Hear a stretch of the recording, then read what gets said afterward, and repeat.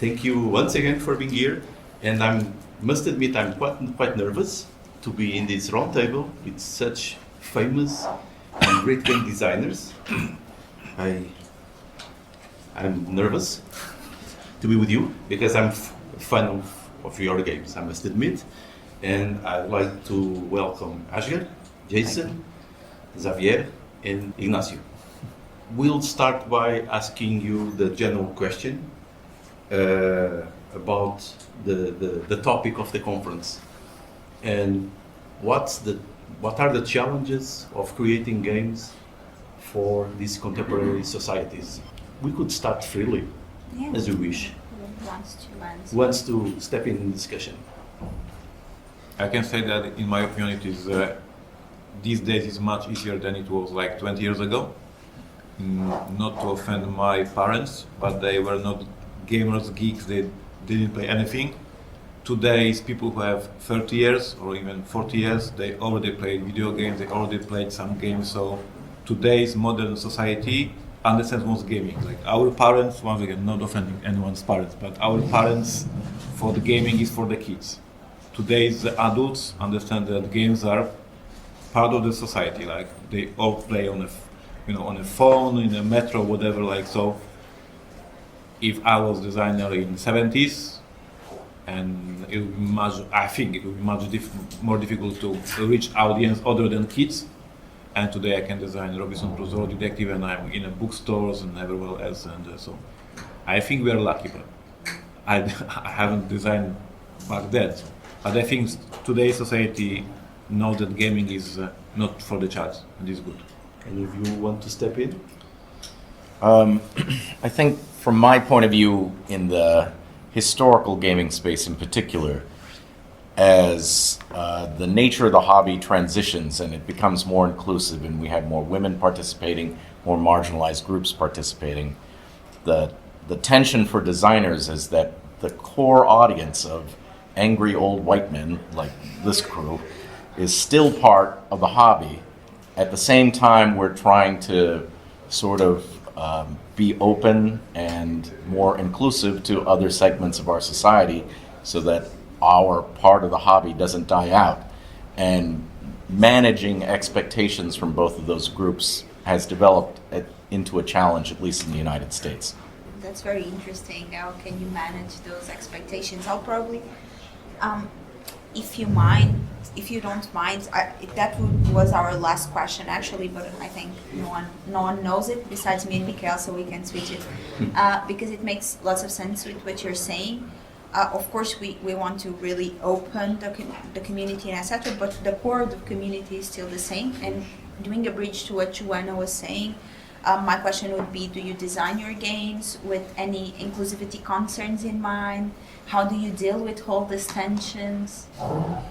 I don't think it is a big part of us as designers. Like we designed just a freaking amazing game, and then publisher can adjust the game to with the artwork, with the wording, with the promotions, etc. So I would disagree with the basic perception that this is a designer task to make. Of course, we can maybe some small detail, but basically, then when the game needs to go to the market and needs to meet the customers, it's a publisher job to make it as open, as wide. As in the slides it was shown the price, like the economic accessibility. This is not our part. We are just designing game, right? In terms of the cultural and once again, it is the publisher who does the artwork, who shows what characters are in the game, etc. So I'm publisher as well, by the way, but I think designers are less important in the whole process, in the whole big game. I may be wrong. I think I would tend to disagree a little bit. I'm also a publisher as well as a designer, so I'm also across the space. But in general, when we design games for other publishers, the publishers very often go with 90% of our vision of what we have done. So I think the responsibility actually starts with us, and the publisher will never know a game as well as we know it as designer. So things that you can do is you can add a solo mode, that's inclusivity. At Sidekick Games specifically, we try to make non-confrontational family games. That's obviously different than a historical war game, right? you saying? So that's a choice we have made as a publisher, which can then be a inclusivity thing. We try to make games where we actually don't feature any people on the box cover, because we're then not making a choice of pushing it one direction. And in the past, specifically, we've tried to only hire women, also for pushing them into the industry, which is a long-term inclusivity goal, not necessarily just the product as you can use it. So I think you can do a lot, both as a publisher and some as a designer. Sorry for my poor English, but as far as I'm concerned, I think the most important as game designer is the intention you put in your game. You want to speak to everybody with respect, and in my opinion, it's the basic to inclusivity. In the context of games where people kill one another, we have in the design space, I think it has become important for us to shift topics a bit, because from the beginning of the hobby, we have focused on the same 5 battles, the same 3 wars, the same stories again and again and again. And unsurprisingly, I think a lot of women in particular, and minorities who are either the victims of those conflicts or don't see themselves represented in, say, Gettysburg, felt like they weren't part of this hobby. And so at least a significant portion of the design school in the United States has begun to think about, well, what parts of history do we really need to represent in our games? And Fort Circle, one of the publishers that I'm associated with, we just did Votes for Women, which was a very conscious effort, first to include a first-time woman designer, but also to talk about an important conflict in American history that had never really been represented before in a board game setting. I think this is a great connection to the question that I wanted to ask. That is, are there some themes that we should avoid or not? Or we can do every theme that we want, but there are some requirements, some guidelines, some things that we always need to take into account when addressing them, or should we avoid them totally? So I'm not publishing any games that are really controversial, but I don't think there's anything you can't do. You can do something disrespectful, and you can do something with respect. But I can't imagine a game I couldn't potentially see done, or a theme I couldn't potentially see done. But in your perspective, how should it be done to be respectful? That's not for me to say, because it depends on who we have to respect, and I might not know. So me trying to make guidelines for that seems insensitive to whatever the specificity of the theme would be. And maybe the only theme you will have to avoid is a boring one. I think that's right. From my point of view, because in the war game space, we get asked this question a lot. Why is one of the players a Nazi? Why are you edifying historical villains? I think the main thing is you have to tell the truth, or the truth as best we can perceive it. And so, for instance, in Imperial, the gaming industry has a lot of history of sort of glossing over certain truths. We have innumerable games about imperialism and colonialism that pretend it was a fun romp, through Africa for white people. And that's where we get ourselves into trouble, because we're not telling the story, we're telling a sanitized version of what actually occurred. So I think if you're sort of brutally honest with the damage and suffering that is caused, then you're on safer ground. Ignacy, do you want to? I think I have a hardcore example, and I'm not sure if I should tell it. But we we had a prototype submitted to us for Portal Games that was about managing a Nazi camp. So I didn't even check the prototype. So if you are talking about being respectful, that was the team that was said, no, I'm from Poland, this is not the team for me. So hopefully it was a respectful prototype, but I didn't even check it. I said, no, we are not interested in whatever it is. I say pass. So if you are saying if there is no team that is... maybe one. But this is history of the Poland, this is so close to my past, yes, and I said, we don't talk, thank you, no.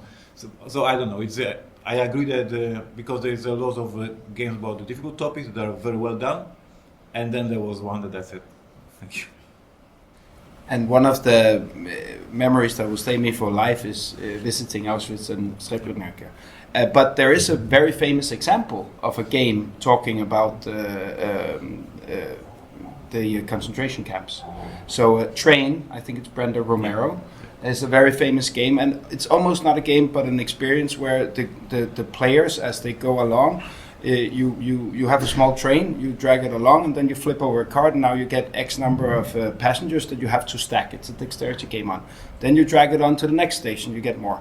So as you go, some of these fall off, then they're removed, and you start taking pride in actually stacking this and putting more and more people into this train. Of course, you know what the final train station is, but the players don't know this when they play it. So that's a memory that stays with people forever. And the last one is Auschwitz, right? And then you have sitting there and you've been pride in playing a game as you go, and then, right? So I think it can be done respectfully. I agree, and I would not play it. And I understand that as well. But I think that's also when you say a boring theme, the games don't have to be for everyone, okay, right? Yeah. We're not all listening to the same music, even though we're sitting here pretending we are all the same gamers. And we're not, and that's not a bad thing. Or I only design boring themes, so I disagree. I mean, also, this is a bit of a different topic, but I guess also very much connected to our current society. So, and we have here people that are pretty much into war games and etc. My question is, in our current society, which is very much driven into fast entertainment and fast consumption, are complex, heavy games still viable or not? And what would you say about that topic? For me, the answer is very simple. Yes, there is a place because of the internet, because of some sites very specialized, we can reach the people we want to touch with this kind of game. It was not the case 30 years ago. Now, with Kickstarter and so on, we can't gather this community and it's more easy. So there is a place for complex gaming. I agree. We have so many different publishers and we have so many different titles on the market, and you have Spotted from Asmodee, you have Ticket Ride from Asmodee, and this one part, and then you have Twilight Struggle from James, and because the hobby is growing, because it's as we are talking, accessible for hardcore gamers, for easy gamers, for family gamers, for people who play only on Sunday once a month, and because of the variety of the publishers and designers and the genres, we have all sorts, and there is people who will play First Martians, God bless them, and we have people who will play Spotted, and they will have a great time. So there is place for all of us, because the hobby as a game, board gaming, is so wide and so big and amazing. Because I was thinking I would be a bit, not provocative, but would my question be the opposite? So with our massive consumption society, those complex analogical universe be kind of an escapism, or do you see it that way? Do you design it with that in mind? Design them with that in mind? I do think that it's important. I would never have described it as escapism, but maybe as you say that, I'm like, well, maybe that's true. But I do believe in immersion, and there are a lot of tricks that designers use to help immerse gamers in the world that they're contending with. To a certain extent, length can help that way, right? So perhaps a longer game tends to be more immersive. And you see that illustrated in the role-playing section of our hobby in particular, where most of what they're doing goes on for, multiple days or months or whatever, and they feel themselves part of a different world. No, because I once again, the same what I said, like we have Avengers in the movies and we have a Dune in the movies, and Dune is a completely different, it's more complex than classical Avengers. And then we have people who go to the theater to see some Shakespeare. So the same with the games, like we have James who's making hardcore games for with the big rule books. I'm like in the middle, gamer's game. For everyone there is something. So I would not say that this is a problem or this is only for some gamers. This is for some gamers his games and for some gamers other games. Like, I love it how it is right now. I use a similar analogy, but I use music. Some listen to jazz, some listen to techno, some listen to rock. All of it is acceptable, and I think right now we're still in the early phase of even getting into what is music for us. I think that in 20 years, maybe there will not be a board game convention in Leiriatalks, there will be a Wargamers convention, and maybe in the future there will be only this part of Wargames convention, right? Where they get into very specific kinds of rock or techno or jazz or whatever it is. Right? As the hobby grows, that's only natural that we'll start segment into smaller. On the Eurogamers. Yes, no, but I'm not saying it will happen, but I think it's naturally the more we grow, that the more we will segment into whatever specificity we like, and maybe not always identify as each other, which is good and bad, but it's also fine to understand that playing, for me, the first few times, 6 hours of Twilight Struggle is not the same as playing Happy Salmon, which I also love, but it takes 40 seconds. Also thinking about these contemporary issues, environmentalism and sustainability is also important topic, I guess.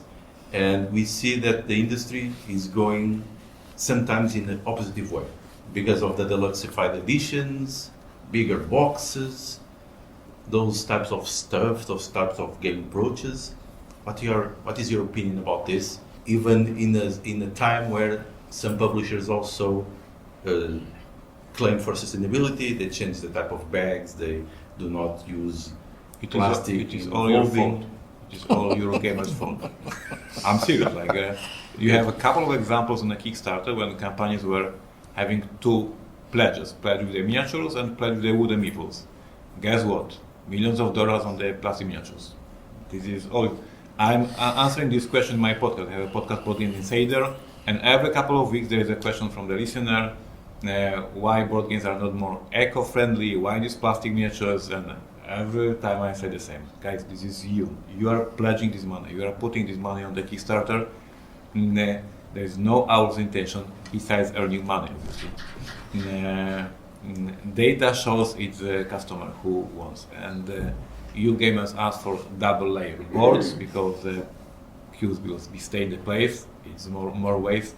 You are asking all this plastic insert because it's faster to set up the game. It is you are asking for that. So I blame you. And on a serious note, with all the print runs of the board games, even though some games are very popular, I'm talking, of course, Wingspan, Ticket Ride, but average game is like not that big. So our impact is so small. You go to the Walmart, you see these plastic bags every day. Every day one Walmart does more damage than my whole company for the whole career. So I blame you and I blame Walmart. To be honest, I find a lot of this decorative. Like we talk about sustainability, we change the bags to something recyclable, blah, blah, blah. That's cute, as long as we're shipping by cartloads from the Chinese to other parts of Europe. All of this is nonsense. We can pretend we've done something good, but we haven't.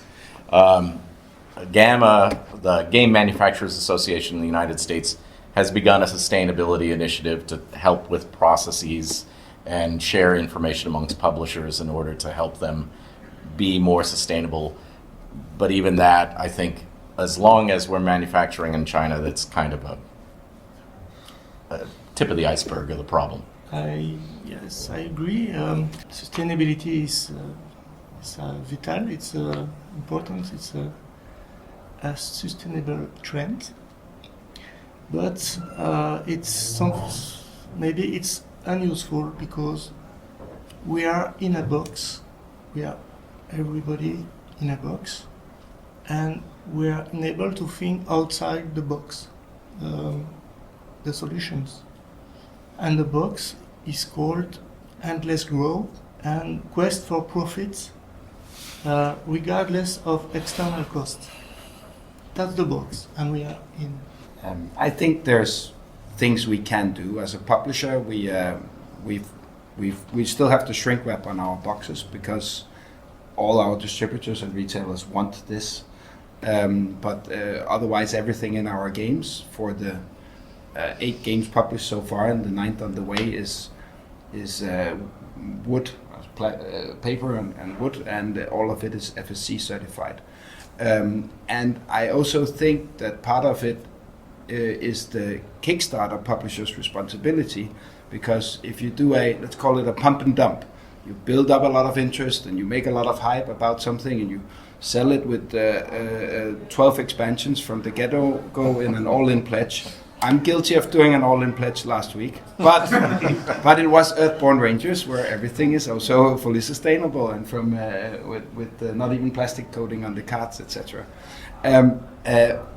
If you do this, the problem is that not that you're selling a lot of plastic, which I don't think is ever a problem, because if you're selling a lot of plastic and this product is still being played in 20 years from now, there's an extremely environmentally friendly use of your time in any way. And plastic in that way can even be better than a lot of other components because it has very long-term lasting. And I think we all know from when we grew up that you could go into a house and you could find a game that was 20 years old. So these things can happen. But if we make it for the hype, instead of making it for lasting and being playable through generations, trying to generate this new, then we are part of the problem. And I don't think it's a trend. There's no way for me to see that sustainability is on the downwards over the next the coming decades. The last 8 months in a row have been the warmest we've ever registered, and with a pre-industrial level of 1.5 degrees above Celsius above pre-industrial level. So I don't think this is going away. So I think we run out of questions, so we are opening to the public. Any of the participants here want to ask anything to our guests? Board game related. Yes. Yes, it's important to mention. I will try to cover another topic of modern society, which is digitalization. So are you foresee, or do you think this will increase on your games, or you are part of this, let's say, cluster that if it needs an app, it's not a game, it's a video game. And also because you can actually save resources if you just don't print the manuals and you have it on digital format or stuff like that. So what's your opinion on I think there was one game from FFG with the online rulebook. I thought it's a very interesting experiment, and they never followed up. So I guess it's your fault that the community said no. But I think it was a couple of years ago. There was one game from the, what was that? There was some card game. You were opening the box, and there was just a page to QR code, living rulebook. I thought it was interesting, but apparently no. As for the digital element in the board games, I tried a couple of times. I had great opportunities because of the possibilities, but my opinion about the coders in the world is very critical. So I'm not going to do any more games with the apps. And as for changing my games, my cardboard games into the digital apps, very interesting, but very costly, so difficult. And maybe this kind of solution has the same or even worse footprint than the book. I don't know. But a few pages in a box is not very costly, and the potential of having to update an app in the next 20 years, not even talking about whatever it will cost to run.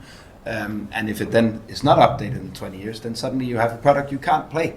And now it's a pure waste, right? So No, I think FFG, the plan was, I think, that they have a living rule book. Like they say, it is a card game, there will be more expansions and more the keywords, so we don't print the rule book because it will be irrelevant in a moment.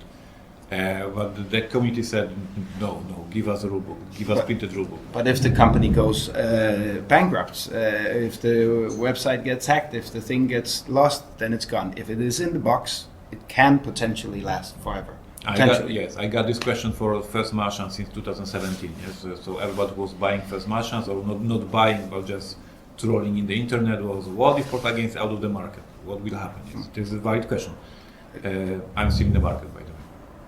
And I have a game published that has an app which is not being supported anymore. So That's it.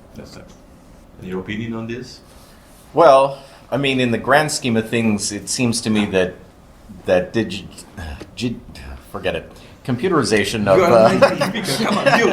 am I the digitalization? Everyone, digitalization. Is helpful for accessibility in a lot of contexts, right? So different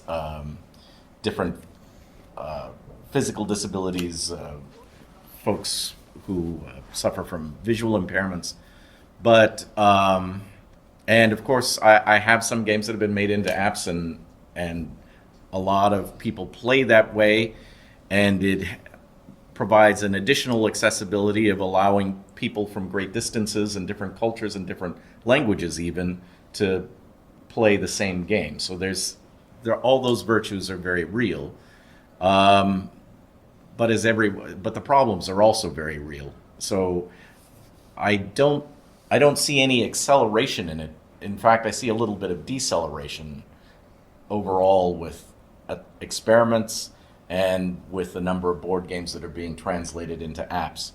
I think we'll probably kind of stay here until the technology evolves in such a way as to address some of the issues that my colleagues have raised. Any other question from the audience? Yeah, I have one. My question is, and it is related with designing games for our actual days. We know that people don't have probably the patience that they had before. We see people watching videos of 30 seconds to get information. So as designers, you guys probably know also that the first impression is very important. Do you guys, when are designing a game, are you concerned with the first impression of the game in the first place? Because a lot of people will just disregard the game after one play, even if they played it wrong. So it's something that you have in the back of your mind when you design. Yes, this is this famous case with the Seafall from Rob W. And apparently the first 2 or 3 games of the game were not so exciting because the game was a legacy game. It was growing, and you needed to play a couple of games to fully get it. The game was on sale worldwide because nobody had time to play 3 times, and everybody was bashing the game. So yeah, the first impression is everything, and the first impression reviews and first impression opinions, and if your game is not amazing in the first 15 minutes, goodbye, you're dead. This is true. And as I get prototypes to publish on, if I haven't designed for a while, but when I was designing, I was fully aware of that. Like, you need to be already into the game very, very quickly. And this is the big problem for all the legacy games that add more and more rules. At the beginning, they are very simple and it's boring and so I would say yes, we are living in a time when people want to get it right now, and it is good. Like, the game should be amazing from the start, not 2 hours later. I think it depends. In general, I agree with Ignacy, but for example, if I'm making a game that's 4 hours, then the attention span for the people even buying the box, it's a 2-player game, 4 hours, even buying the box, will be entirely different, and they'd be willing to invest time in it.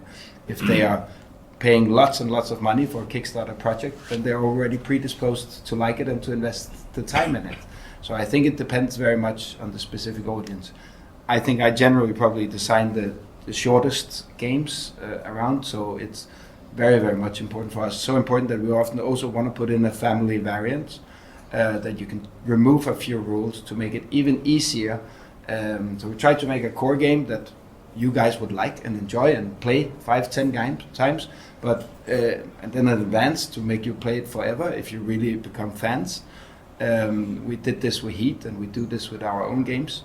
But also in Heat, there is this first rule book that's shorter and then tries to make this something that you can play with your non-gaming family. And it's something I hear from a lot of people that come and say, oh, I have this game and I've taught it to all these that don't normally play games because it is more accessible. And Heat is freaking amazing on Thank the you. very first It's rule. fantastic. Just make it very clear that this first rule book, the base game, is freaking amazing, and then you just can add more.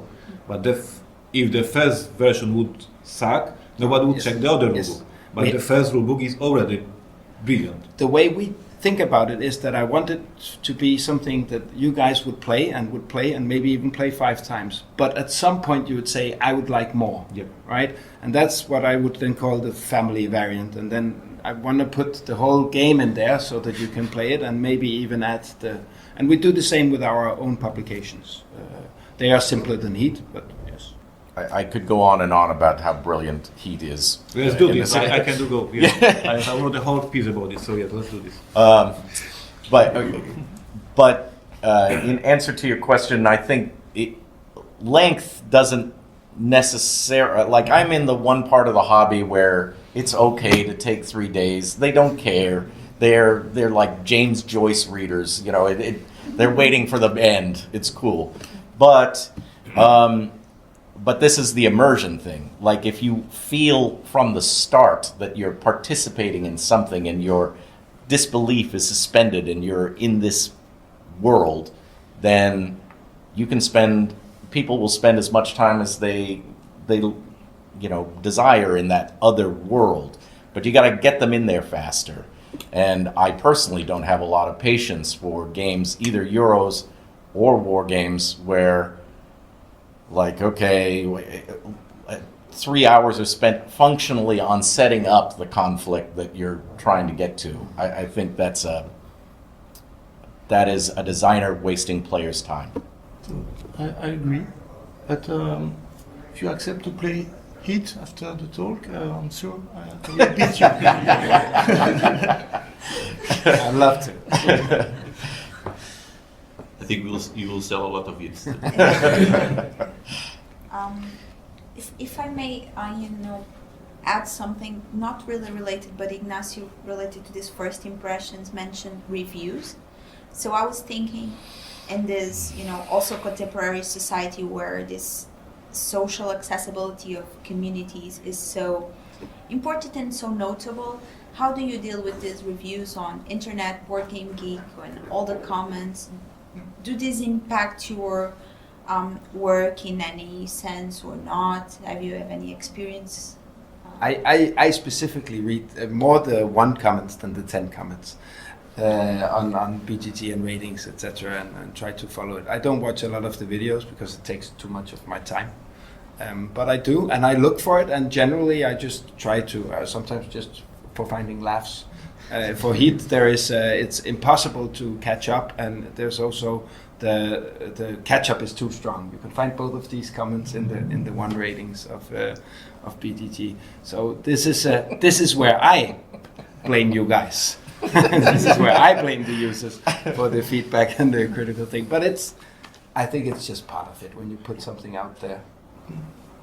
So personally, I never read the comments under 7. Okay. So if you want me to read your comments,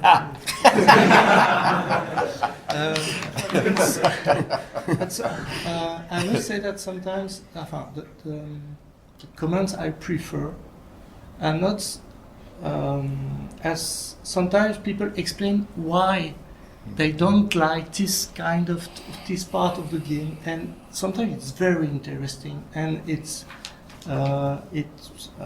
incites you go forward and do better. That's important. And when I do look at those lower rated comments, I actually do see patterns. And I'm not, because then there's a lot of people who says for Flamme Rouge that shuffling is fiddly. So okay, a lot of people have trouble because you shuffle so much in that game. Or they say that that it feels like only the last turn matters, which is absolutely a true experience for a lot of players when they play in the right group thing. So I think there's a lot of valid criticism hidden in these, maybe coupled with some misunderstandings or groupthink or some other things that can explain it. But I've also seen these things in real life when I meet people. I think for me, there's a lot to learn. Not just laughing and pointing fingers. A little of that, too. Both. Both. There's it's funny you raise that issue because I'm a consumer too, right? So I watch reviews. I'm trying to find out if this game is interesting to me. But in the United States, we have a very particular problem right now, which is that the Federal Trade Commission, one of our federal regulatory agencies, the big one, has indicated to reviewers that they're going to start cracking down on disclosure for sort of pay systems that are existing in the hobby. And there is, I think, a problem in the hobby that we are met with a wave of PR in some cases in the guise of a review. And it's all of us, with the number of games that are being put out, we have this trouble of like, how do you get over the noise? How do you get your game attention? And so this has become an outlet for all of that. But I think the hobby would be better served by having a little more independence in kind of how games are reviewed and evaluated. Right now, there's a little bit of a pay-for-play system that's an undercurrent in the hobby. And I think this is a society-wide issue, not just in Maybe gaming. not. Right? Yeah, that's right. It started as a crackdown on other segments. Yes, exactly. Yeah. We have extremely strong rules for what advertisements are allowed to go where. But when it's a content creator or an influencer, then this is, of course, a new space, so it's not regulated yet. It will be regulated. It's the same discussions going on in Denmark currently, and some influencers are being forced to say that this is paid advertisement when it is. And I think that in 10, 20 years it will be settled. Well, hopefully then there'll be rules. Then there will be something new that falls outside how we do it, and we will have to wait 10, 20 more years for that to be regulated. Right. I don't watch reviews of my games because they are wrong. So you blame them. I watched when I was a younger designer. I watched a couple of reviews of my games. The reviewer was complaining he was wrong, and I stopped watching them. So. I don't mind. I honestly don't mind. I have an old idea, which I think maybe designers could agree on. If we could make some way where we review the reviewers. Okay. Yeah. Okay. Yes. I mean, would you then watch the reviews? Then we this one 2 stars. That would be fair. Any Interesting. other question, Mikael, or from the audience? From the audience? Okay, so I'll finish this with a question. Is how do you see the industry in the future? 10 years from now. I'll not ask 50, so 10 years. Big question. Just 10. It's easier. I think it's in many ways also a small question, because my answer is I see it as an extension of the trend we've seen over the last 30 years. I think the pandemic made a big boost, but we're now appreciating a lull after that because everyone has been overstocked everywhere in the industry and still are. But I think that if you look at a 30-year trend, I think that's been super steady, and I see no reason to expect that to change, for the primary reason that I believe the growth is what I would call a natural growth. It's gamers showing games to other people that then eventually become gamers. So the player base is growing, and that's not based on another Kickstarter and another distributor pushing or fighting for reactions. So I think this is just gonna continue like it has, more or less steady. It's a zombie infection. Yes. We bite someone and they get It always works, right? I have a prediction that in 10 years, it won't be possible to produce a successful game on topics that don't also appeal to women. I completely disagree. Well, you're wrong. No. I think that in 10 years we will have techno and techno jazz and super perhaps. techno Perhaps. and I think it will be possible to produce for niches. Yes. Probably, if I may, you will have some more defined genres that can appeal to other types of demographies, so to say. As with music, we go with different genres, or I also think that if I may, only because it's women comment, I think that it's more about how can this hobby include women, of course, but not all games should appeal to everyone. Also, the concepts of what is femininity, etc., would be more in. And of course, we know, And I know discussion. women war gamers who play Yeah, games harder than yeah. I'm interested in, but there is an additional wrinkle, which is like how much space are game stores and the distribution network allowing? Like, in spite of the fact that we may break down into tighter and tighter niches, the game stores are not getting bigger. And they only have so much shelf space. And already in our best store in Washington, D.C., she has switched to mostly evergreens. And I think that what is going to be an evergreen is going to be things more like Wingspan and less like the games that we've played before. I don't have the answer, but I'm really wondering if in 10 years we will still sell monopolies. Yes. From your lips to God's ears. Of course. Yeah, but yes.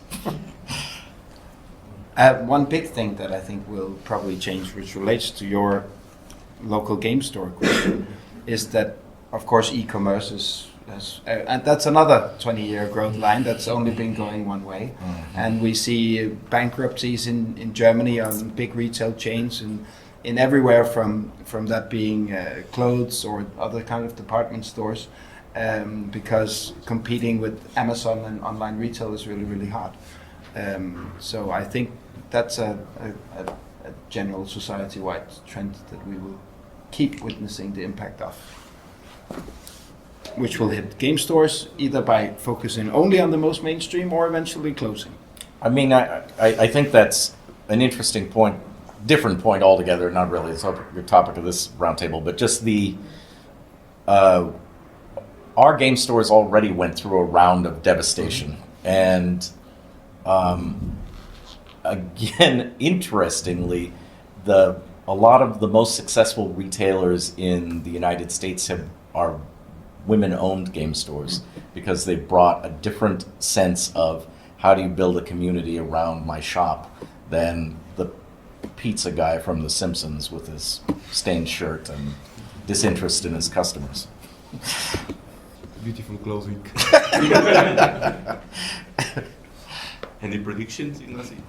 I agree that on one level we have huge changes in the industry. Kickstarter versus GameFound, Asmodee going insanely big, Hasbro doing Eric Lang games. So we have a lot of interesting things happening in the industry. But for you gamers, nothing will change. Like, you will just get another batch of amazing games. So for the customers, not much will change.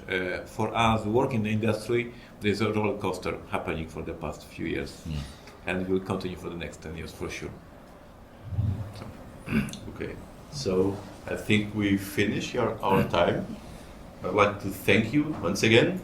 I think it was great.